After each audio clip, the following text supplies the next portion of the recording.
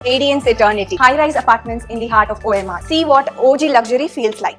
2021 திமுக ஒரு கூட்டணியை உருவாக்கி ஒரு மக்களுடைய எழுச்சி அப்ப உருவாக்குனாங்க.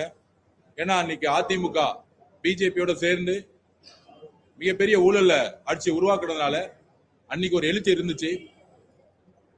திரு மு க ஸ்டாலின் அவர்கள் மாற்றத்தை உருவாக்குவார்னு நினைச்சாங்க 21. ஆனா இந்த 5 வருஷம் ஒண்ணுமே செய்யல. தன்னுடைய குடும்பத்துக்காக தன்னுடைய மருமகன் தன்னுடைய மகனுக்கு முதலமைச்சராக்கணும். தன்னுடைய மகன் உதயநிதி ஸ்டாலின் அவர்களை முதலமைச்சராக்கணும். அடுத்தது தன்னுடைய மருமகனை ராஜ்யசபா எம்பி ஆக்கி கனிமொழி மடத்தை ஒழிச்சு டெல்லியில உட்கார வைக்கிறதுக்கு அடுத்த வேலையை பண்ணிட்டு இருக்காங்க. அப்படி சொந்த தங்கைக்கே மு க ஸ்டாலின் அவர்கள் துரோகம் செய்து பெண்கள்லாம் திமுக பக்கம் இருக்கிறாங்கன்னு சொல்லிட்டு இன்னைக்கு கனிமொழி மேடத்தையே திமுக விட்டு ஒதுக்கி தன்னுடைய மகனுக்கு எங்க கனிமொழி மேடம் எம்எல்ஏ சீட்டு கொடுத்தா எதிர்காலத்துல திறமையின் அடிப்படையில அவங்க திமுக தலைவராகி இல்ல தேர்தல் அரசியல்ல மக்கள் செல்வாக்கு பெற்றுவாங்கன்னு சொல்லிட்டு கனிமொழி மேடத்தையும் ஒதுக்கிட்டாங்க. தன்னுடைய பார்ட்டியில் இருக்க ஜெனரல் செக்ரட்டரி துரைமுருகனுமே ஒதுக்கிட்டாங்க. கலைஞர் கூட இருந்தவங்க எல்லாத்தையுமே ஒதுக்கி இன்றைக்கு தன்னுடைய மகன் உதயநிதி ஸ்டாலின் அவர்களும் தன்னுடைய மருமகன் சபரீஷ் அவர்கள் சொல்லக்கூடிய வேட்பாளர்கள் மட்டுமே திமுகவை மாறி இது ஒரு உதயநிதி சபரீஷனுடைய திமுகவுடைய போரா மாறி திமுகக்குள்ளே பல குழப்பங்களோட வேட்பாளர்கள் இன்னைக்கு வீதி வீதியா போயிட்டு இருக்காங்க. அதனாலதான் திமுகக்குள்ளே ஒற்றுமை கிடையாது. திமுக அப்படி இருக்கும் பொழுது திமுக கூட்டணி பத்தி நான் சொல்லிடுறேன். கிட்டத்தட்ட 100 வருஷத்துக்கு மேல இருக்கக்கூடிய காங்கிரஸ் கட்சி வேட்பாளர்களை இன்றைய வரைக்கும் முழுமை பண்ணல. இன்னும் மேலூர் தொகுதியை டிக்ளரே பண்ணல. நீங்க சொல்றீங்களே டிவி கேக்கு என்ன அனுபவம் இருக்கு, இவங்க எல்லாம் களத்துல நிப்பாங்களா, 234 தொகுதியை வேட்புமனு தாக்கல் பண்ண முடியுமா? கிட்டத்தட்ட 185 வேட்பாளர்கள் நேத்தோட வேட்புமனு தாக்கல் முடிச்சிட்டாங்க. 6ஆம் தேதி 234 தாக்கலும் முடிஞ்சிடும். ஆனா 100 வருஷம் பாரம்பரியமா இருக்கக்கூடிய காங்கிரஸ் கட்சி தன்னுடைய சொந்த எம்பிக்கள் காங்கிரஸ் கட்சியுடைய திரு ராகுல் காந்தியோட உண்மையான விசுவாசி கரூர் எம்பி அக்கா ஜோதிமணி அவர்களும் நம்மளுடைய அண்ணன் மாணிக் தாகூர் அவர்களுமே இந்த தேர்தலை புறக்கணிச்சிருக்காங்க. அவங்க 2 பேர் மட்டும் புறக்கணிக்கல. திரு ராகுல் காந்தி அவர்களுடைய விசுவாசிகளா இருக்கக்கூடிய ஒட்டுமொத்த காங்கிரஸ் தொண்டர்களும் இந்த தேர்தலை புறக்கணிச்சு பல்வேறு காங்கிரஸ் தலைவர்கள் எங்களுக்கு தொடர்பு கொண்டுட்டு இருக்காங்க. இன்றைக்கு டெல்லியால் பின்புற வாசல்ல இருந்து உருவான திரு அண்ணன் செல்வ பெருந்தகை அவர்கள் திமுக யார் யாரெல்லாம் சேர்ந்தாங்களோ அழிச்சிருக்காங்க. அதுக்கு உதாரணம் நம்மளுடைய ஐயா வைகோ அவர்கள் மதிமுக தொகுதிக்கு 4 சிம்பிள் திமுக சிம்பிள் கொடுக்கிறாங்க. இது என்ன ஒரு ஜனநாயக அத்துமீறல்? அப்புறம் எதுக்கு கட்சி ஆரம்பிச்சாரு மதிமுக தலைவர் வைகோ அவர்கள்? அது திமுகவே இருந்திருக்கலாமே. மதிமுக இருந்து கேண்டிடேட் போட்டுன்னு சொல்லியிருக்காங்க. 4மே திமுக சிம்பிள்னா அதுக்கு என்ன மீனிங்? அவங்க திமுக எம்எல்ஏன்னு அர்த்தம். அப்ப திரு மு க ஸ்டாலின் சாருடைய நோக்கம் என்ன?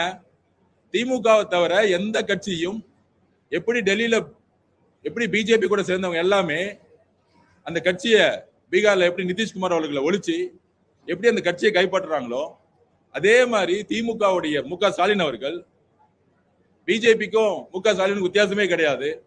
ஒரு ஜனநாயகமான தலைவர் அப்படின்னா கலைஞர் கூட இதை செஞ்சதே கிடையாது. ஒரு ஜனநாயகமான தலைவர்னா கூட்டணி கட்சிகளுக்கு மரியாதை கொடுத்திருக்கணும். 4 சிம்பிள் முன்னாடி 3 சிம்பிள் டிஎம்கேன்னு சொன்னாங்க.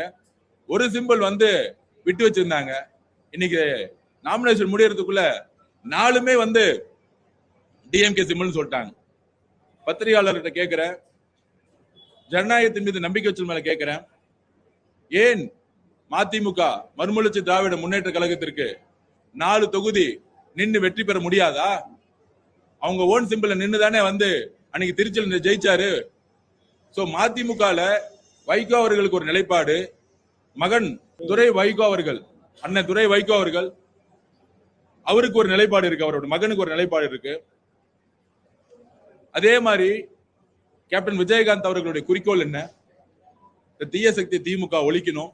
இந்த குடும்ப ஆட்சியில அவங்களுடைய கல்யாண மண்டபத்தை அவங்க உருவாக்குனாங்க. எவ்வளவு அழகா தன்னுடைய ரத்தத்தை சிந்தி வேர்வை சிந்தி மக்களுக்காக கேப்டன் அவர்கள் கோயம்பேட்ல ஒரு மண்டபத்தை உருவாக்குனார். ஆனா திமுக ஆட்சியில் இருக்கும் பொழுது இடிச்சாங்க, தன்னுடைய அதிகாரத்தை வச்சு இடிச்சாங்க. இதே சமூக ஊடகங்கள் மேலையும் இரண்டாம் கட்ட தலைவர்கள் மேலையும் நடிகர் நடிகைகளை வச்சு கேப்டன் விஜயகாந்த் அவர்களை கேப்டன் சொல்லும் பொழுது கப்பல் ஓட்டின கேப்டனா வேற எந்த கேப்டன் வாய் கூச்சுற அளவுக்கு பேசினாங்க. ஆனா கால சூழ்நிலை இன்னைக்கு அதே கேப்டனுடைய கட்சி இன்றைக்கு திமுகவோட சேர்ந்து பிரச்சாரம் உருவாக்கும் பொழுது உண்மையான கேப்டன் ஆதரவாளர்கள், கேப்டன் அவர்களுடைய ஆத்மாவே சாந்தி அடையாது. ஏன்னா நாங்க அவர் மேல எப்பயுமே ஒரு மரியாதை வச்சிருக்கோம்.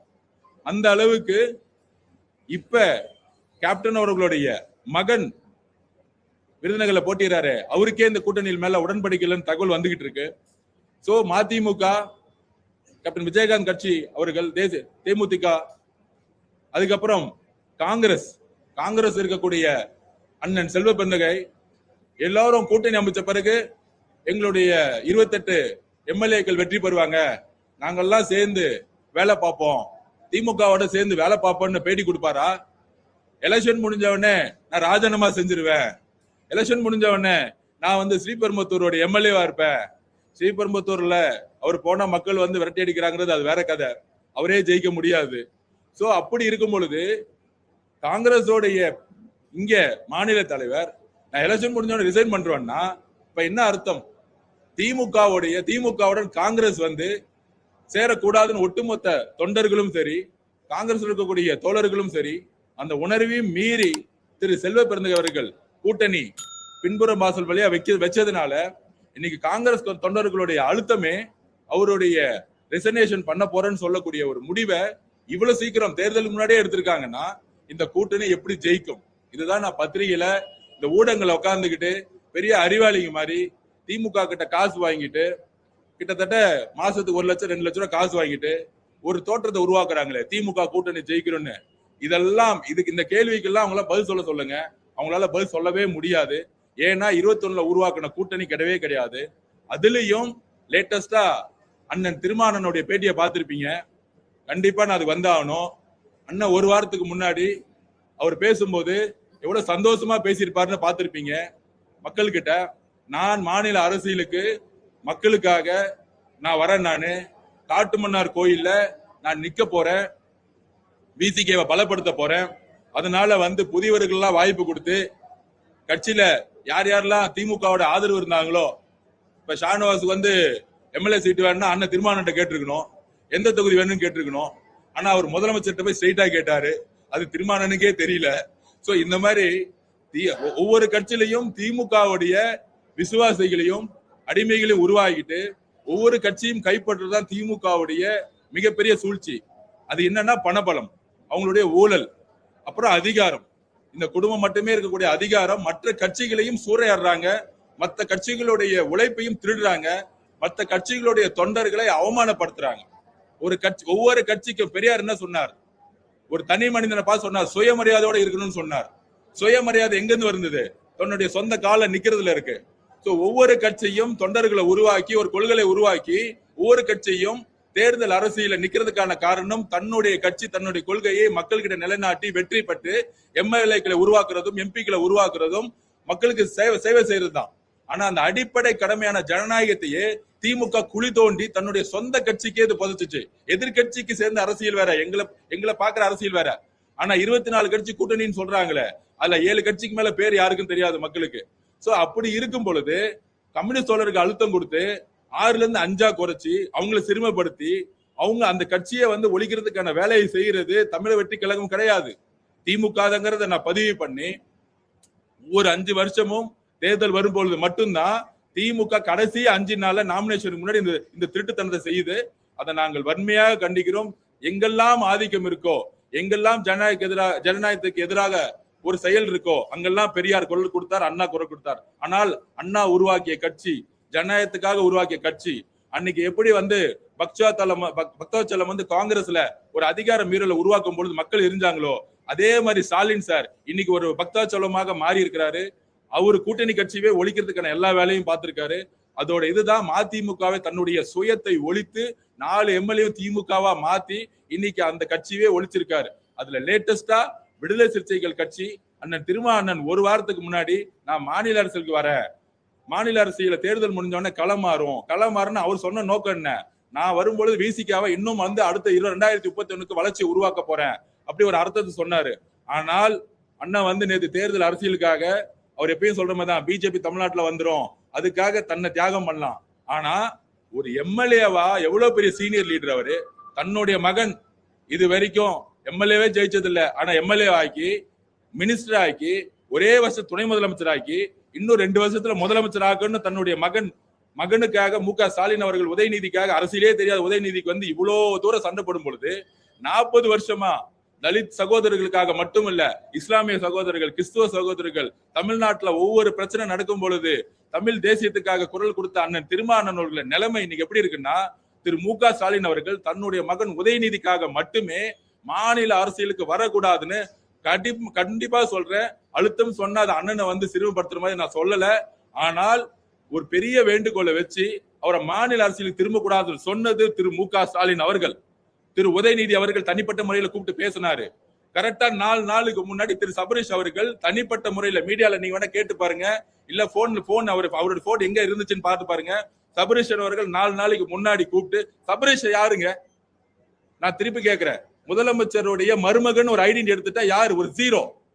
அவரு திரு நம்மளுடைய அண்ணன் தலித் சகோதரருடைய உரிமையா இருக்கக்கூடிய திருமாவண்ணனை கூப்பிட்டு பேசுற அளவுக்கு யாரு, நீங்களா யாருங்க சபரீஷ், நீங்களா யாரு, நீங்களா அரசியல் உங்களுக்கு தெரியுமா, இல்ல அரசியல் அறிவு இருக்கா? தலித் சகோதரர் எதிராக பேசுறது சபரீஷ் யாரு, நான் கேட்கிறேன், திருப்பி கேட்கிறேன். நான் ஒரே நிமிஷம் நான் பேசி முடிச்சிடுறேன். அப்ப மொத்த குடும்பமும் பேசி அவர் வந்து இன்னைக்கு வந்து தன்னுடைய மாநில அரசியல இருந்து விலகுறாருன்னா அந்த உணர்வு, நான் திருப்பியும் சொல்றேன், 5 வருஷமா தலித் சகோதரருக்கு இந்த அரசு எதுவும் செய்யல, கோயிலுக்குள்ள போக முடியல, கொடியேற்ற முடியல, எதுவும் செய்ய சொல்ல, நாங்க இந்த அரசியல் பண்ணவே இல்லை. ஏன் ஒவ்வொரு தலைவரையும் ஜனநாயகம் இல்லாம அமுக்குறீங்கிற மட்டும்தான் கேட்கிறோம்.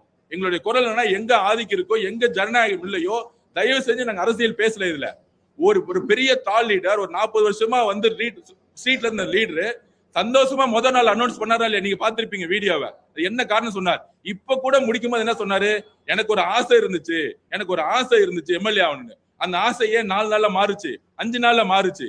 அதுவும் டிக்ளேர் பண்ண கேண்டிடேட் அவரே சொல்றாரு, அவர் விசிகவே கிடையாது, நான் காங்கிரஸ்ல வேட்புமனு தாக்கல் பண்ணியிருந்தேன், காங்கிரஸ்ல இருந்தாங்க, எனக்கு காங்கிரஸ்ல இருந்து எங்களுக்கு அழைப்பு கொடுக்காம திருமாவண்ணன் டிக்ளேர் பண்ணிருக்காருன்னா அதுவும் திமுக தான் செஞ்சிச்சு. காங்கிரஸ்ல இருக்க அவருக்கு இளைய பெருமாள் ஐயா மேல எங்களுக்கு பெரிய நம்பிக்கை இருக்கு. ஆனால் இளைய பெருமாள் ஐயா மகனோட அண்ணன் திருமாவண்ணன் மாநில அரசுக்கு திரும்பணுங்கிறது தான் தலித் சகோதரர்களுடைய மிகப்பெரிய வேண்டுகோள். அண்ணன் டெல்லியில இத்தனை நாள் பேசினாரு, ஓகே. ஆனால் இன்றைக்கு தமிழகத்துல களம் ஓபன் ஆயிருக்கு. திரு உதயநிதி சகோதரர்கள் முதலமைச்சர் ஆகணும்னா மக்கள் வந்து 1% கூட ஓட்டு போட மாட்டாங்க. அப்ப இன்டைரக்டா எப்படி வந்து துணை முதலமைச்சர் தேர்ந்தெடுத்தாங்களா? இல்லையே. உதயநிதி ஸ்டாலின் அவர்கள் என்ன சேப்பாக்கத்தை வேற தொகுதி போய் நின்று இருக்கலாமே, அதிமுக எங்க ஸ்ட்ராங்கா இருக்கோ கோயம்புத்தூர் போய் நின்று இருக்கலாமே, இல்ல டிவிக்கு எங்க ஸ்ட்ராங்கா இருக்கோ பெரம்பூர் கூட வந்திருக்கலாமே. சோ தன்னுடைய மகனை உயிரோட வரைக்கும் ஒரு சேஃபான கேப்ல கொண்டு போய் எல்லா கூட்டணி கட்சிகள் தலைவர்களையும் ஒழிச்சு முதலமைச்சர் ஆக்கிட்டு போறது மட்டும்தான் அவருடைய கடமைங்கிறது நாங்கள் வன்மையாக கண்டிக்கிறோம். இந்த மாதிரி அவரை வந்து சிறுமப்படுத்தக்கூடிய செயலை கண்டிப்பா திருமாவண்ணன் வந்து ஒத்துக்க மாட்டாரு. இல்ல வேற ஒரு ரீசன் சொல்லுவாரு, இல்ல நான் வந்து ஜனநாயக பூர்வமா நான் வந்து இன்னொருத்தருக்கு வாய்ப்பு கொடுத்து சொல்லுவாரு. அந்த வாய்ப்பையே நாளே கொடுக்கல, எவ்வளவு சந்தோஷமா ஆசைப்பட்டேன்னு சொன்னாரு. அவரை ஒரு பெரிய டாலிட திருமாவண்ணன் வந்து ஒரு எம்எல்ஏவா கூட வந்து இங்க வந்துடக்கூடாது, தமிழ்நாட்டுல அரசியல்ல வரக்கூடாதா? அவரு டெல்லி, அதாவதுங்க திமுக ஒண்ணுதாங்க, உதயநிதி ஸ்டாலினுக்கு யார் வந்தாலும் டெல்லிக்கு எம்பி சீட்டு கொடுத்து வைகோட பையனுக்கு டெல்லியில சீட்டு கொடுத்துட்டாங்க. சொந்த அமைச்சர்களோட பையன் எல்லாத்தையும் டெல்லியில சீட்டு கொடுத்து அமைச்சிருவாங்க. ஏன் தெரியுங்களா? அவருடைய பையனுக்கு யாருமே போட்டியா வரக்கூடாது. நீங்க ஒரு மேட்ச் விளையாடுறீங்கன்னு வச்சுக்கோங்க, ஆப்போசிட்டே விளையாடாம ரன்னிங் பண்ணோம்னா 10 பேர் ஓடணும், எல்லாத்தையும் காலி பண்ணி நான் மட்டும் ஓடி ஜெயிக்கக்கூடிய நிலைமையை திமுக தன்னுடைய பணமளத்தால் உருவாக்கிட்டு, இந்த ஜனநாயகம் மிகப்பெரிய ஆபத்தான ஜனநாயகங்கிறது மட்டும் தான் நாங்க பதிவு பண்றோம். நாங்க வேற எதுவும் சொல்ல வரல. இந்த குற்றச்சாட்டு இது கிடையாது, நடந்த உண்மை இது. பத்திரிகையாளர்களுக்கு தெரியும், மக்களுக்கு தெரியும், தலித் சகோதரர்களுக்கு தெரியும், பிசிகேல இருக்கக்கூடிய அண்ணன் கூட இருக்கக்கூடிய ஒட்டுமொத்த சகோதரர்களுக்கு தெரியும். அவர் எவ்வளவு தூரம் ஆசைப்பட்டாரு, வேட்புமனு வந்து 4ஆம் தேதி பண்றதுக்கு ரெடியா இருந்தாரு. எல்லாமே சீக்கிரமா பண்ணி பிசிகே கட்சியை இன்னைக்கு அமைதி பண்ணி வச்சுட்டாங்க, வளர்ச்சியை நிப்பாட்டிருக்காங்க. மதிமுகவை எம்எல்ஏ இல்லாம ஒழிச்சிட்டாங்க. திமுக யாருங்க? திமுக எதுக்கு சிம்பிள் கொடுக்கணும்? நான் ஒண்ணு கேக்குறேன். நீங்க பெரிய கூட்டணி தானே, 2024 ஜெயிச்சீங்கல்ல, அப்ப 22 தொகுதி தானே நின்னுச்சு. மித்தவங்க நின்னாங்கல்ல, 18 தொகுதி நின்னாங்கல்ல. 22 தொகுதினா அப்ப எத்தனை தொகுதி? 100 டெக்னிக்கலா யோசிச்சு பாருங்க. 132 தொகுதி தானே திமுக நின்னுச்சு. அப்ப மட்டும் கூட்டணி கட்சிகள் வந்து எப்படி வந்து எம்பியா ஜெயிச்சாங்க? எப்படி அவங்க சிம்பிளா நின்னாங்க? விசிக்கு 2 சிம்பிளா நின்று ஜெயிச்சாங்கல்ல. அவங்க நின்ன 12 தொகுதியில குறைஞ்சபட்சம் 10 தொகுதி ஜெயிச்சாங்க விசிக்கு. கரெக்ட் தானே என்ன கேட்டது? அப்படி அந்த சிம்பிளுக்கு வந்து மக்கள் ஓட்டு போட்டாங்க. ஓட்டு போட மாட்டாங்க அப்படின்னா திருச்செல் எப்படி வந்து துரை வைகோ வந்து நின்று ஜெயிச்சாரு? அவருடைய சிம்பிள் தானே நின்று ஜெயிச்சாரு. 6 தொகுதி திருச்சியில ஓட்டு போட்டாங்கல்ல. அப்ப மட்டும் 6 தொகுதி வரல எம்எல்ஏ, அப்ப மட்டும் அந்த சிம்பிள் ஜெயிக்க முடியாது. ஆனா எம்எல்ஏ எலெக்ஷன் வரும்போது மட்டும் ஒவ்வொரு கட்சியும் அழுத்தி எம்எல்ஏ உருவாக்கூடாது. என்ன அழுத்தம்? மாநில அரசியல் தான் ஒரு கட்சியோட பிரதானம். போய் டெல்லியில போய் சண்டை போறது ஒரு கட்சியோட பிரதானம் இல்ல. அது 2வது கொள்கை. மாநில அரசியல மத ஜெயிக்கிறவங்க தான் மத்திய அரசியல போய் சண்டை போட முடியும். ஆனா ஒன்றிய அரசியல சண்டை போடணும்னா மாநில அரசியல முதல் ஜெயிக்கணும். அப்ப இங்க இருக்க கட்சிகளை மாநில அரசியல பங்கு பெறாம நீங்க போய் டெல்லியில போய் சண்டை போடுங்க, பிஜேபியோட சண்டை போடுங்கன்னு டைவர்ட் பண்ணி ஏமாத்தி இவங்க மட்டும் பிஜேபியோட சேர்ந்துக்கிட்டு பராசக்தி படத்தை ரிலீஸ் பண்ணிக்குவாங்க. சோ இந்த மாதிரி ஜனநாயகமற்ற செயலை தன்னுடைய கூட்டணி கட்சிகளுக்கு அண்ணன் செல்வ பெருந்தகனை நம்பி சேர்ந்தாரு. ஆனா எலெக்ஷன் முன்னாடியே ரிசைன் பண்றேன்னு சொல்லிட்டாரு. இதுதான் திமுகவுடைய சதி. அவரையும் ஒழிச்சிருவாங்க. சோ எல்லாத்தையும் ஒழிச்சு தன்னுடைய மகனுக்காக அரசியல் உருவாக்க நினைக்கிறோம். இது கூட்டணி கட்சி. அந்த கூட்டணி கட்சி பேசினா எங்க ஜனநாயகம் இல்லையோ, எங்க ஆதிக்கம் வருவாதோ அதை நாங்கள் கடுமையாக இருக்கும். ஏன்னா நாங்க வந்து பெரியார் வழியை ஃபாலோ பண்றோம். அதுக்காக தான் இந்த குரல் கொடுக்கிறோம். Any questions?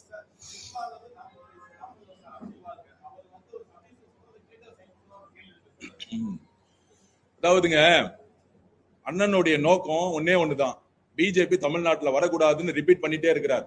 ஆனா நான் திருப்பியும் பதிவு பண்றேன், அந்த ஒரு நோக்கத்துக்காக காம்ப்ரமைஸ் பண்ணும் பொழுது தன்னை நம்பி இருக்கக்கூடிய மக்கள், முக்கியமா தலித் சகோதரர்கள், பிசிகேக்கான அழுத்தங்கள் வர வர வர இந்த 5 வருஷம் திமுகனால ஒவ்வொரு தெருவிலும் பிசிகேவுடைய தொண்டர்களும் தலித் சகோதரர்கள் அனுபவிக்காத கஷ்டமே கிடையாது. வேங்கவயல் பிரச்சனையிலிருந்து, வேங்கவயல் பிரச்சனை எவ்வளவு பெரிய பிரச்சனை, யாரு ஏறி கண்டுபிடிச்சாங்களோ அவங்க மேல எஃப்ஐஆர் போட்டாங்க. அந்த அழுத்தம் எல்லாமே நீங்க எல்லாம் சேர்ந்து திருமாவளவனை திட்டினீங்க.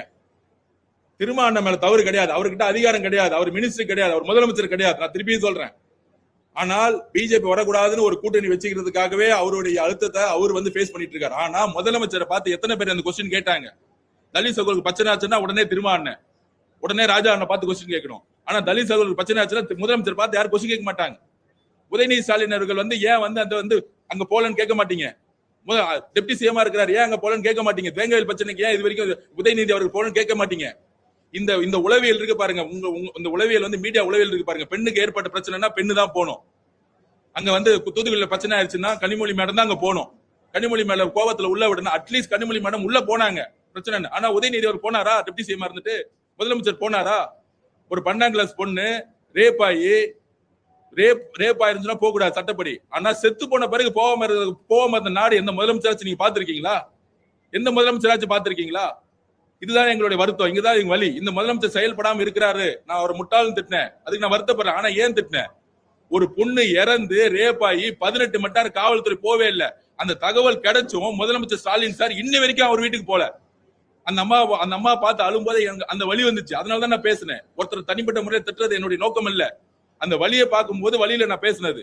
அப்ப நாங்க பேசுறது என்னன்னா, இதை நாங்கள் ஏன் வன்மையா கண்டுக்கிறோம் அப்படின்னா, அவர் பிஜேபி வரக்கூடாது, இந்த கூட்டணியை வந்து நம்மளால வந்து இது கெடுத்துடக்கூடாதுங்கிறதுக்காக ரொம்ப அமைதியா இருக்கு. ஆனா நீங்க நடந்த எல்லா பேட்டியும் எடுத்து பாருங்க, கால சூழ்நிலையும் அவர் பேசிய பேச்சுகளையும் பாருங்க, அவருடைய வருத்தம் வந்து மிகப்பெரிய வருத்தமா அவருடைய பேட்டியில இருக்கும். முதல் நாள் எவ்வளவு சந்தோஷமா பேசினாரு, முடிக்கும் போது கூட என்னோட ஆசைன்னு சொல்லிட்டு முடிச்சார். நேத்து கூட என்னோட ஆசைன்னு சொன்னார்.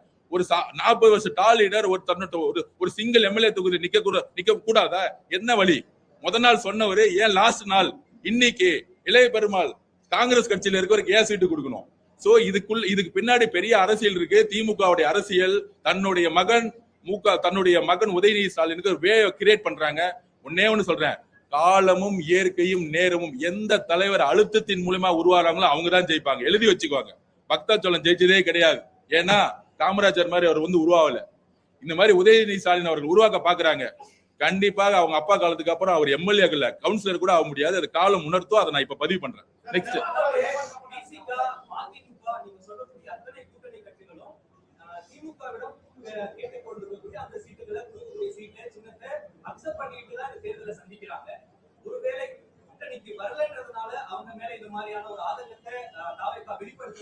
சார், நாங்க ஒன்னே ஒண்ணு சொல்றோம். 234 தொகுதி கூட்டணி நான் யார்ட்டையும் பேசல. இது வரைக்கும் ஒரு கூட்டணி உருவானா ஒரு குழுவை போடுவாங்க, கூட்டணி பேச்சுவார்த்தை குழுன்னு போடுவாங்க. இது வரைக்கும் தமிழக வெற்றிக்கழகம் கூட்டணி பேச்சுவார்த்தை குழுன்னு போட்டதே கிடையாது. நம்பர் 1 அதை நான் பதிவு பண்ணிடுறேன். எங்களுடைய கோரிக்கை என்னன்னா, ஜனநாயக சக்திகளா இடதுசாரி சிந்தனை கொண்டு உருவான தலைவர்கள் எல்லாத்தையும் ஒரு அழுத்தம் கொடுத்து வேற வழியே இல்லாதனால ஒரு ஜனநாயகமற்ற செயலை செய்யும்போது கேட்கிறோம். இது எப்படி இருக்குன்னா, ஒரு ஊர்ல ஒரு பண்ணையார் இருக்காரு. நீங்க உங்க கேள்விக்கே வர, ஒரு பண்ணையாருக்கு வந்து 500 ரூபாய் சம்பளம் கொடுக்கறதுல 200 ரூபாய் கொடுக்குறாங்க. அந்த பண்ணையார் வந்து அந்த மக்களுக்கு ஒரு வழி இல்ல, அவர் ஒரு உணர்வோட அந்த காசு வாங்குறாங்க. ஆனா ஒருத்தர் எந்திரிச்சு இல்ல நீங்க 200 ரூபாய் வாங்கினது 500 ரூபாய் தப்புன்னு சொன்னீங்கன்னா அதுக்கான காலம் வரும். அந்த காலம் வரும் பொழுது அவங்க செய்த செயல் யார் ஆதிக்கத்துல இருக்காங்கிறத நான் பதிவு பண்றேன். சோ திமுக ஒரு ஆதிக்கவாதியா இருக்கிறாங்க. பெரியார் எதுக்காக கட்சியா பெரியார் எதுக்காக இயக்கத்தை ஆரம்பிச்சாரு? அண்ணா எதுக்காக யாரெல்லாம் ஆதிக்கம் பண்றாங்களோ அவங்கள எடுத்து கொஸ்டின் கேட்டார். எங்களுடைய வழி அவங்க திமுக கட்சி கூட்டணி தேர்தல் அரசியல்ல ஒரு ஆதிக்கமான மனநிலையை உருவாக்கு. ஏன்னா காசு இவங்க கிட்ட இல்ல, அவங்க கிட்ட காசு கொள்ளடிச்சு வச்சிருக்காங்க. ஒவ்வொரு தொகுதி 20 கோடி ரூபாய் வச்சிருக்காங்க. இப்ப கூட வில்லிவாக்கத்துல 10,000 ரூபாய் டெலிவரி பண்ணிட்டு இருக்காங்க. நான் நேத்து ஓப்பனாவே டிக்ளேர் பண்ணிட்டேன், வில்லிவாக்கத்துல 1 ரூபாய் நான் காசுக்காக செலவு பண்ண போறது இல்ல. நான் திருப்பியும் பதிவு பண்றேன். நான் ஓட்டுக்கு காசு கொடுக்க வரலன்னு தொகுதி ஃபுல்லா சொல்லிட்டேன். நீங்க உங்க மீடியா வச்சு எந்த தெருவுனா பாத்துக்கோங்க. நான் மக்கள்கிட்ட போறேன், ஒவ்வொரு ரோடா போறேன், தெருவா போறேன். மாற்றத்தை உருவாக்குறதுக்காக நாங்க வந்திருக்கோம். சோ நாங்க பதிவு பண்றது, மாற்றத்தை உருவாக்கும் பொழுது மக்களை காசு கொடுத்து 3000 ரூபாய் 10,000 ரூபாய், இன்னைக்கு திமுகவோட இங்க இருக்க எம்எல்ஏ 10,000 ரூபாய் கொடுக்க ஆரம்பிச்சிட்டாரு. ஆனால் இருந்தாலும் நாங்க வீடு வீடா போகும்போது குடும்பமா வராங்க. எங்களுடைய கட்சி நாங்க சொல்றோம், நாளைக்கே நாங்க ஜனநாயகத்துல இருந்து விலகணும்னா நீங்க எந்த கொஸ்டின் வேணா கேட்கலாம், நான் பதில் சொல்ல ரெடியா இருக்கிறேன். எங்களுடைய அரவணைப்பவங்களுக்கு ஆட்சியிலும் பங்கு அதிகாரம் எங்களுடைய அடிப்படை கொள்கை. அது வந்தாங்க வரலங்கிறது பத்திக்காக நாங்க வந்து ஒரு பெரிய கூட்டணி வரதுக்காக சொல்லல. தமிழ்நாட்டுல ஒரு ஜனநாயகம் மலரணும்னு நினைச்சோம். அதுக்காக தான் அது ஒரு கொள்கையை வச்சோம். திமுக ஒரு ஆதிக்க சக்தியா இருக்கு, அதை நாங்க கண்டிக்கிறோம். வேற ஒண்ணும் இல்ல. 24 கட்சி சேர்ந்திருந்தாலும் இந்த கட்சியில் இருக்க தொண்டர்கள் விலகிட்டாங்க. அதனாலதான் காங்கிரஸ்ல நிறைய கட்சி வந்து விலகிட்டு இருக்காங்க. நீங்க இன்னும் ஒரு 4-5 பேர் எம்பிஸ் விலகிறதுக்கு ரெடியா இருக்காங்க. எக்ஸ் எம்பிஸ் எல்லாம் நீங்க பாப்பீங்க குடித்ததுல. வேட்பாளர்கள் நியமனத்துல பல்வேறு குற்றச்சாட்டுகளை அந்தந்த நிர்வாகிகள், அதாவது தாவேகாவோட நிர்வாகிகள் அதிருப்தியை தொடர்ந்து வெளிப்படுத்துறாங்க. நேற்று கூட திருத்தணியினுடைய வேட்பாளருக்கு பிரச்சாரம் செய்ய யாருமே முன்வரல, புறக்கணிச்சிட்டோம்னு சொல்லி பேட்டி எல்லாம் கொடுக்குறாங்க. அவர் தனியாவே பிரச்சாரம் பண்றாரு. இது போன்று பல தொகுதிகள்ல பணம் வாங்கிட்டு பணம் இல்லாததுனால எங்களுக்கு சீட்டு தரலன்னு தொடர்ந்து கடந்த சில தினங்களா பேட்டி கொடுத்துட்டே இருக்காங்க. இதெல்லாம் எப்படி பாருங்க? ஒன்னே ஒண்ணு புரிஞ்சுக்குவாங்க. அவர் நேத்தே பதிவு பண்ணிட்டாரு. அவர் வந்து ஒரு அட்வொகேட் ப்ரொஃபஷனல். யாரும் இங்க அரசியல்வாதி கிடையாது. முதல் முறையில நிக்கிறாங்க. எல்லாருமே வந்து கட்சியோட கட்டமைப்புன்னு பார்க்கும்போது அவர் டீ குடிக்க ஒரு வாக்கிங் போயிருக்காரு தனியா. அதை வந்து மீடியா பதிவாயிருச்சு. அடுத்த நாளே வந்து திருப்பி வந்து அவர் 100 பேரோட போக ஆரம்பிச்சிட்டாரு. அவர் சொன்னார், நான் தனியா ஜாலியா வாக்கிங் பண்ணி டீ குடிக்க தான் போனேன் நானு. அதை வந்து வேற மாதிரி பதிவு பண்ணிட்டாங்க. மீடியா ஊடகங்கள் இன்னைக்கு தமிழக வெற்றி கழகத்தோட வேட்பாளர்கள் எங்க போனாலும் நீங்க கேட்ச் பண்றதே ரொம்ப சந்தோஷமான விஷயம் எங்களுக்கு. அந்த மாதிரி எந்த பிரச்சனையும் இல்ல. 180க்கு மேற்பட்ட வேட்பாளர்கள் நாமினேஷன் நேத்தோட தாக்கல் பண்ணி முடிச்சுட்டாங்க. நாங்க ஆரம்பத்தில் பதிவு பண்றோம். நீங்க சொன்னீங்க டெல்லியோட அழுத்தத்துக்கு என்டியோட போயிடுவாரு, சினிமா ரிலீஸ் ஆகலன்னா பேச்சுவார்த்தை பண்ணுவாரு. எந்த அழுத்தத்துக்கும் இல்லாமல் 26 கட்சி கூட்டணி சேர்ந்து டெல்லி பிஜேபி எதுக்குறது பெரிய விஷயம் இல்லைங்க. தனியால் ஒரு கட்சி, புது கட்சி, நாங்க நின்னு 234 கேண்டிடேட் போட்டு மக்கள்கிட்ட போற பாருங்க. இதுதான் இந்த வலிமை தான் எங்க கிட்ட இருக்கு. இந்த வலிமை தான் எங்க கிட்ட இருக்கு. அதிமுக உருவாக்குன 10 கட்சி, அந்த பக்கம் நாம் தமிழர் கட்சி, இந்த பக்கம் வந்து மத சார்பட்டுன்னு சொல்லிட்டு போலி மத சார்பட்ட கூட்டணி கட்சியை ஒழிச்சிட்டு இருக்க திமுக எதிர்த்து நின்று நான் களத்துல போய் நின்னைக்கு சண்டை போடுறோம் பாத்தீங்களா? இதுதான் மக்களுடைய ஆதரவு. அது உங்களுக்கு ரிசல்ட் அன்னைக்கு மே நாள் அன்னைக்கு தெரியும். அவர் பாண்டிச்சேரி போனாரு. பாண்டிச்சேரியில அவ்வளவு மக்கள் இருக்காங்க. நேத்து தான் முதல் நாள் பார்த்திருப்பீங்க. நேத்து பாண்டிச்சேரியில எந்த கட்சி வேட்பாளர் வீட்டை விட்டு வெளியே வரல. ஏன்னா எல்லா தெருவுலயும் மக்கள் வந்து ஒட்டுமொத்த மக்கள் எங்களை நோக்கி வந்துட்டாங்க. திருச்சி போறோம், 5 மணி நேரம் முடங்குது. அடுத்தது சுற்றுப்பயணம் வந்து 6ஆம் தேதி 7ஆம் தேதியில இருந்து பர்மிஷன்ஸ் வந்து வந்துகிட்டு இருக்கு. ஒட்டுமொத்த பயணம் 21ஆம் தேதி வரைக்கும் நாங்க சொல்லும் பொழுது தமிழகம் மிகப்பெரிய வேவ்னு சொல்லக்கூடிய ஒரு அலையை உருவாக்கும். அது மிகப்பெரிய எழுச்சி உருவாக்குறதை நான் பதிவு பண்றேன்.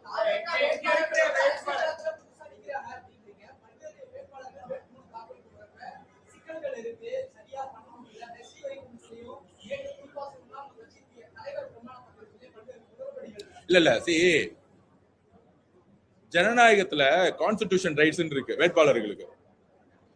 எப்ப வந்து வேட்பாளருக்கு பிரச்சனை வரும்னா, ப்ரொபோசர்ஸ் இருக்காங்க பாத்தீங்களா, 10 பேர் ப்ரொபோசர்ஸ், அவங்களுடைய சைனோ இல்ல அவங்களுடைய மாற்று அறிக்கை வந்தா மட்டும்தான் பண்ண முடியும். தேர்தல் கமிஷன் லேட்டஸ்டா பெரிய சுற்றறிக்கை, எந்த காரணத்துக்கு கொண்டும் வேட்புமனு தாக்கல் செஞ்சு டிஸ்மிஸ் பண்ணக்கூடாது. நம்பர் 1. நம்பர் 2, சொத்து கணக்கு எல்லாம் தாக்கல் பண்றாங்க, தனக்கு தெரிஞ்ச சொத்து கணக்கு எல்லாம் தாக்கல் பண்ணிடணும்.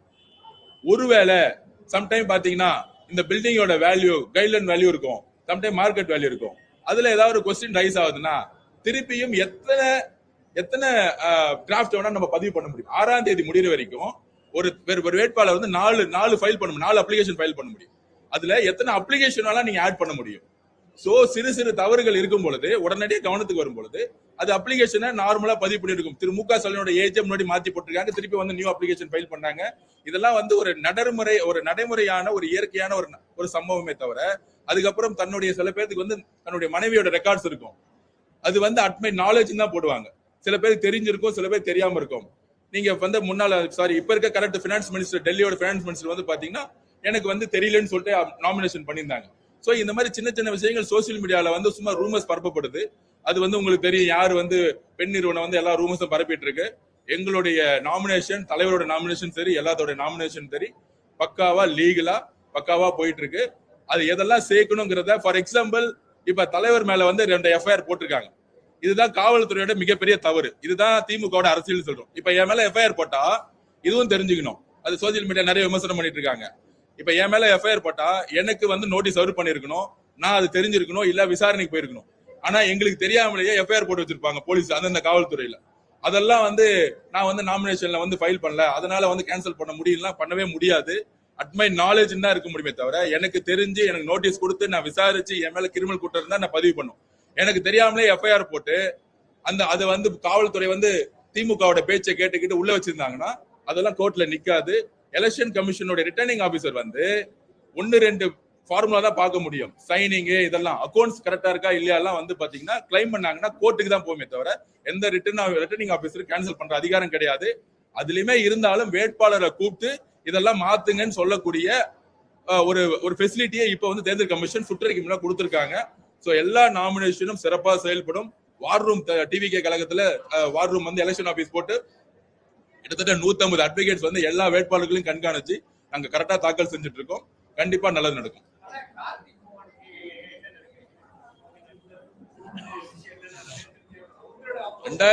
ரெண்டாயிரத்தி 21 மாற்றம் வரணும். 2015-21 வரைக்கும் என்னுடைய பணி வந்து திமுக இருந்துச்சு, எல்லாத்துக்கும் தெரியும்.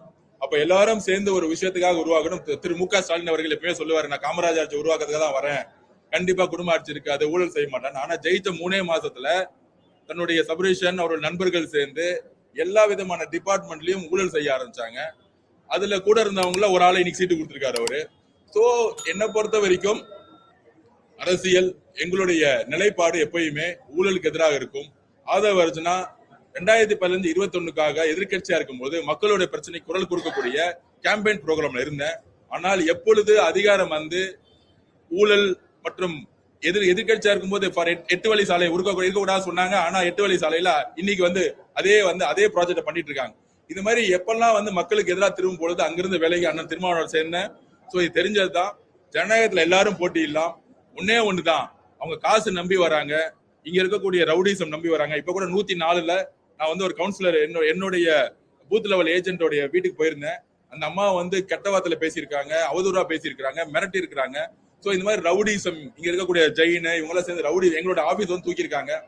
104ல ஆபீஸே போட முடியல. இந்த மாதிரி நாங்க அடக்குமுறைக்கும் காசு வந்து இப்பயே வந்து லோட் பண்ணி ஒவ்வொரு பூத்துலயும் வந்து காசை லோட் பண்ணி குறைஞ்சபட்சம் 5000 ரூபாய் கொடுத்து முக்கியமான ஏரியாவில் 10,000 ரூபாய் கொடுக்கறதுக்கான வேலை பண்ணிட்டு இருக்காங்க.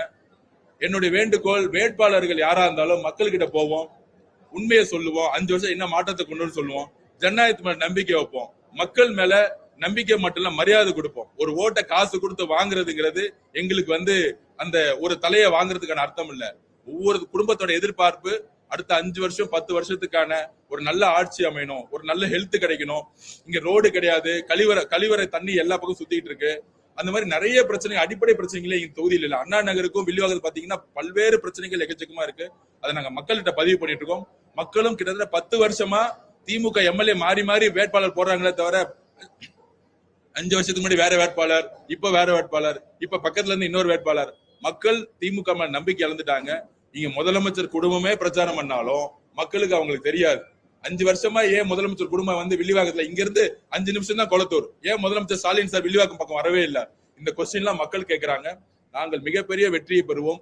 எங்களோட தலைவர் பிரச்சாரம் இன்னைக்கு முடிவாயிடும். காவல்துறை வந்து சப்போர்ட் இன்னைக்கு பர்மிஷன் கொடுத்தாங்கன்னா நாளைக்கு தலைவர் வர மாதிரி இருக்கு. கண்டிப்பா அவருடைய பிரச்சாரம் தமிழகம் முழுவதும் எழுச்சி உருவாக்கும், மிகப்பெரிய வெற்றி உருவாக்கும்.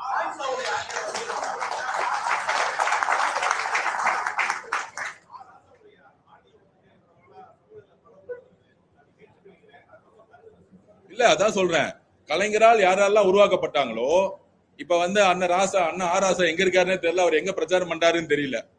அதுதான் நிலைப்பாடு. அது என்ன பிரச்சனைனா அவர் ஆர் ராசா வந்து ஒரு தலித் அவர்கள். சோ திமுக குடும்பம் வந்து எப்படின்னா எல்லாம் வேலை வாங்கிட்டு எப்படி எம்ஜிஆர் தூக்கி எறிஞ்சாங்களோ அதே மாதிரி ஆர் ராசாவோட வீடியோ ஆடியோ வெளியே விட்டதே திமுக தான். சோ இந்த மாதிரி யார் யாரெல்லாம் பிடிக்காதோ, யார் யாரெல்லாம் தலைமைக்கு வந்து விசுவாசமா இல்லையோ, கட்சிக்கு விசுவாசமா இருப்பாங்க. நான் எப்பவுமே சொல்லுவேன், அண்ணா பெரியசாமியை எலெக்ஷன் முடிஞ்சவன ஒதுக்கினாங்க. ஆனா செந்தில் பாலாஜி எடுத்துட்டு வந்து 4 பெரிய டிபார்ட்மெண்ட் கொடுத்தாங்க.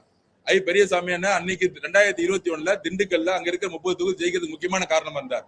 ஆனா ஏன் அவருக்கு வந்து செந்தில் பாலாஜி அண்ணா இம்பார்ட்டன்ட் கொடுக்கல? எங்க இருந்தோ வெளியே வந்து வந்தவருக்கு ஏன் இம்பார்ட்டன்ட் கொடுத்தாங்க?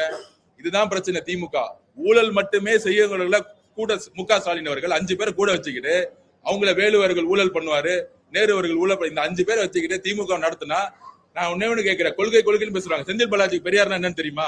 தெரிஞ்சிச்சுன்னா என் கூட விவாதம் பண்ண சொல்லுங்க, நான் பேசுறேன். இல்ல உதயநிதிக்கு பெரியார் அவர்கள் என்ன தெரியுமா? நான் ஆல்ரெடி சொல்லிட்டேன். கலைஞர் டிவிக்கே கூப்பிடுங்க, இல்ல சன் டிவிக்கே கூப்பிடுங்க, பெரியார் அவர்கள் கொள்கையை பத்தி பேசுவோம். 1944 மாநாடுல என்ன பேசினாரு, இருமொழி கொள்கையை பத்தி ஏன் வலியுறுத்தினாரு, ஒவ்வொன்னா பேசுவோம். ஆனா தெரியாது. வெறும் காசு, மீடியா செட்டிங் எல்லாம் டீம் போட்டு பேசிட்டு இருக்காங்க. மக்களுக்கு உண்மை தெரியும். திமுக ஸ்டாலின், முதலமைச்சர் ஸ்டாலின் தன்னுடைய மகனுக்காக மட்டுமே இந்த தேர்தலை உருவாக்கிட்டு இருக்காரு. ஆனால் அவர் மகள் எந்த காரணத்துக்கு கூட முதலமைச்சராக முடியாது.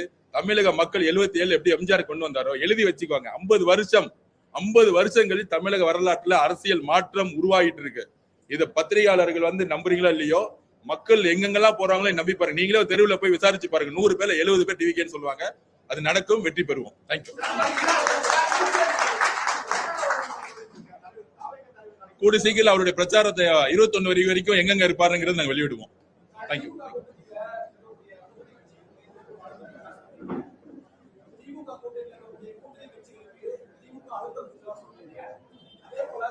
அழுத்தம் கொடுக்கல, கட்சியை வாங்குறாங்க, கட்சியை கபலீகரம் பண்றாங்க, கட்சியை திருடுறாங்க.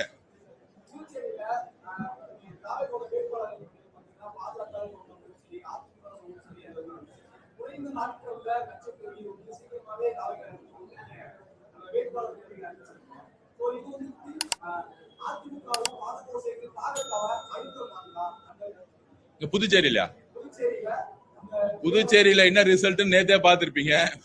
பிரச்சாரத்துல 6 மணி நேரம் வந்து ஸ்டேட் முடங்கிருச்சு. ஆக்சுவலா அந்த அளவுக்கு வந்து நீங்க எல்லாரும் இந்த எலெக்ஷனை பொறுத்த வரைக்கும் கட்சி கட்டமைப்பு, பழைய பெரிய தலைவர்கள் அதெல்லாம் கிடையவே கிடையாது.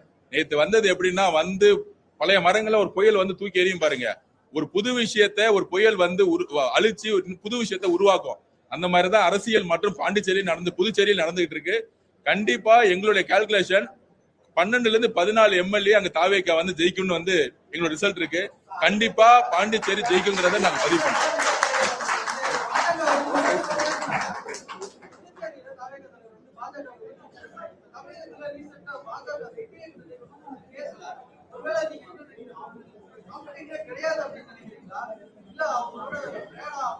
இல்ல தமிழ் இல்ல, அதாவது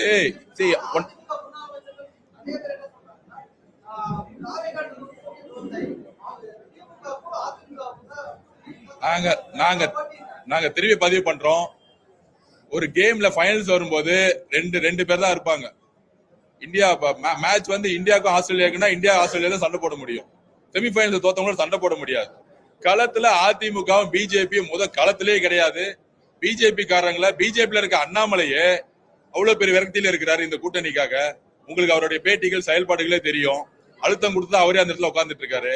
சோ அதனால அந்த கூட்டணியை பொறுத்த வரைக்கும் இபிஎஸ்ஐ நம்பி உருவான கூட்டணி. அங்க வந்து நீங்க சொல்றீங்க அதிமுக ஸ்ட்ரக்சர் இருக்கு, ரெட்டால இருக்கு அப்படின்னு. அதிமுக கூடிய 25-26% வந்து எங்களுக்கு எப்பயோ மூவ் ஆயிருச்சு. தமிழக வெற்றி கழகம் புரட்சி தலைவர் அம்மாவுக்கு அப்புறம் நம்பிக்கையை வந்து அதிமுக தொண்டர்களை இபிஎஸ் மேல இழந்துட்டாங்க. சோ அதனால வந்து நாங்க வந்து அவங்க பத்தி ஏன் பேச மாட்டேங்கிறோம், களத்திலே கிடையாது. எதுக்கு வந்து பேசணும் திருப்பி அதனாலதான் நாங்க பதிவு பண்ணிட்டு இருக்கோம். பிஜேபியை பத்தி நாங்க வந்து அங்க அடிச்சோம். ஏன்னா பிஜேபி ஒரு ஆளுங்கட்சியா அங்க இருந்துட்டு இருக்கு, அதனால அடிச்சோம். இங்க பிஜேபிக்கு 3% 4% மேல கிடையாது. அதனால அவங்க பத்தி பேசுறதுனால எந்த விதமான மைனஸ் எங்களுக்கு கிடையாது. எங்களுடைய பிரச்சனை டிவிகேவா டிஎம்கேங்கிற கள உருவான பிறகு லோக்கல்ல இருக்க மாநிலத்தோட முதலமைச்சரை தேர்ந்தெடுக்கக்கூடிய ஒரு அரசியல் இது. கண்டிப்பாக பேசுவோம். அதுல கொள்கை ரீதியா எங்கெல்லாம் பிஜேபி முரண்படுது அங்க குரல் கொடுத்துட்டே இருக்கும். குரல் கொடுத்ததுனாலதான் இன்னைக்கு சொல்றேன், ஜனநாயக படத்தை எங்களால ரிலீஸ் பண்ண முடியல. அதுக்கு பாஜகவுடைய அதிமுகவுடைய திமுக 3 பேர் சேர்ந்த ஒரு கூட்டணி தான் இந்த படத்தை நிப்பாட்டுச்சு. ஆனால் நாங்கள் கடுமையாக குரல் கொடுத்துட்டு தான் இருக்கிறோம். அதை நாங்க மக்களுக்கும் தெரியாது. தேங்க்யூ.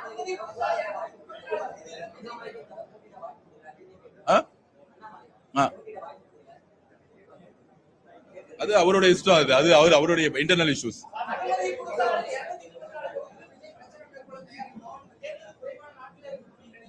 இல்ல எல்லா டிஸ்ட்ரிக்ட்ல அனுமதி கேட்டுட்டோம். பிராக்டிகல் ரியாலிட்டி இல்லைன்னா ஒவ்வொரு ஊருக்குள்ள போகும்பொழுது கிட்டத்தட்ட 3 டிஐஜி, கிட்டத்தட்ட ஒரு 4 எஸ்பி, கிட்டத்தட்ட 2000 போலீஸ், அதையும் மீறி கிட்டத்தட்ட 1 லட்சம் மக்களுக்கு மேல நம்ம வந்து ஒரு 3000 பேருக்கு பர்மிஷன் கேட்போம் அந்த இடத்துக்கு. ஆனா கிட்டத்தட்ட பாத்தீங்கன்னா அவர் போய் என்ட்ராய் வர வரைக்கும் ஒரு 1 லட்சம் மக்கள் வந்து யாராலையும் அன்னார்கனிக்கா திடீர் எழுச்சியா உருவாகும் பொழுது காவல்துறைக்கும் அதை வந்து பேலன்ஸ் பண்றதுக்கு ஒரு இது இருக்கு. அந்த மக்களுடைய பாதுகாப்பை பேஸ் பண்ணி நாங்க வந்து பிரச்சாரத்தை உருவாக்கிட்டு இருக்கோம். மித்த தலைவர்கள் மாதிரி அப்படியே ரோட்ல வந்து போயிட்டே இருந்து ஒவ்வொரு பாயிண்டா வந்து அவர் கொண்டு வர முடியாது. ஏன்னா மக்களுடைய பாதுகாப்பு எங்களுக்கு ரொம்ப ரொம்ப முக்கியம். மக்கள் பாதுகாப்பை ஏற்ற முறையும் காவல்துறை ஒவ்வொரு மாவட்டம் திருச்சியில வந்து நல்லா சப்போர்ட் பண்ணாங்க. நாங்க அங்க வந்து திருச்சி காவல்துறையை நாங்க வந்து குறை சொல்லவே இல்லை. திருச்சி காவல்துறைக்கு நன்றி நான் வந்து ஏற்கனவே பதிவு பண்ணியிருந்தோம். அங்க இருந்து கஷ்டப்பட்ட டிசி, ஏசி, இன்ஸ்பெக்டர் எல்லாத்துக்கும் பதிவு பண்ணோம். அதுல கூட என்னுடைய காவல்துறை நண்பருக்கு வந்து கார்ல அடிப்பட்ட உடனே கோயம்புத்தூர்ல கங்கா ஹாஸ்பிட்டல் போகணும்னு சொன்னார். உடனே நான் போய் பார்த்து பண்ணேன் நானு. அது ஏன்னா மக்கள் அவ்வளவு கூட்டம் கூடும்போது காவல்துறையை சமாளிக்க முடியல, எந்த இடத்துல நிக்கணும்னு கூட அவங்களால முடியல. சோ அந்த மாதிரி காவல்துறைக்கு நான் கூட இருந்து சப்போர்ட் பண்ணி அவருடைய பிரச்சாரத்தை வந்து உருவாக்கிட்டு இருக்கோம். இப்ப புதுசா டிஜிபி மாறி இருக்காங்க, அவருக்கு எங்களுடைய வாழ்த்துக்கள். அவர் ரொம்ப நேர்மையானவர். சிட்டியோடைய கமிஷனரை மாத்தணும் நான் கேட்டுட்டே இருக்கோம். கூடிய சீக்கிரத்துல அவர் மாத்திர சென்னை பிரச்சனை முடிஞ்சிச்சு. மித்த சிட்டி கமிஷனர் எல்லாம் மாத்திக்கிட்டு இருக்காங்க. சோ காவல்துறை நேர்மையா ஒரு பாதுகாப்பை எங்களுக்கு கொடுத்து மக்கள் பாதுகாப்பை உறுதிப்படுத்தும் பொழுது எங்களுடைய பயணம், எங்கள் தலைவரோட பிரச்சாரம் மிகப்பெரிய அதிர்வலை உருவாக்கும். Thank you. Radiance Eternity. High-rise apartments in the heart of OMR. See what OG luxury feels like. மின்னம்பலம்.com தமிழின் முதல் மொபைல் பத்திரிகை.